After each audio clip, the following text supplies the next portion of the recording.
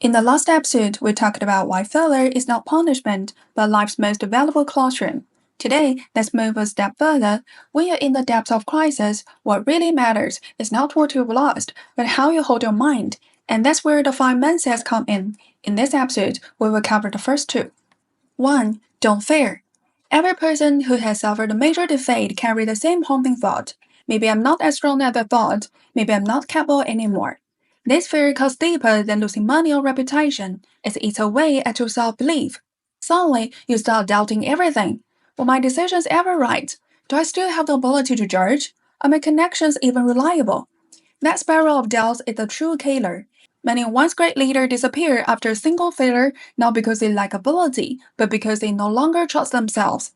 But hear the truth. Don't fear. No great figure in history has avoided hardship. Skills and wisdom are forged in fire, not comfort. Failure doesn't erase your talent, it tempers them. When you survive the flames, you come out with sharper vision, stronger nerves, and a more grounded mind. So yes, you'll be knocked down, but the one thing you must never surrender is the belief that you can stand again.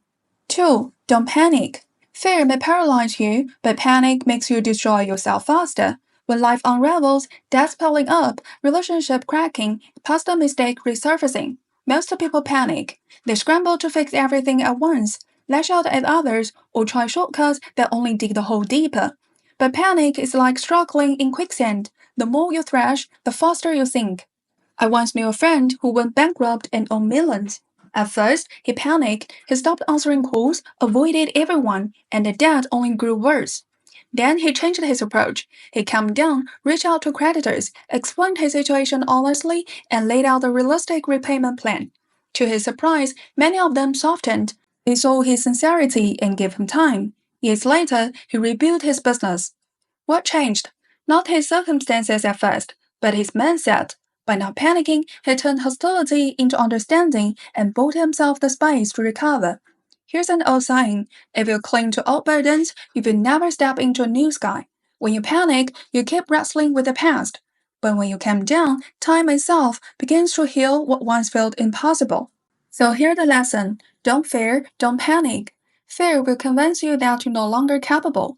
Panic will trap you in old wounds, but if you can hold steady, if you can quiet the fear and still the panic, you've already walked halfway out of the valley. In the next episode, we will cover the final three mindsets. Together, they complete the blueprint for rising from the rock bottom. When you stay steady, life cannot help but give you another chance.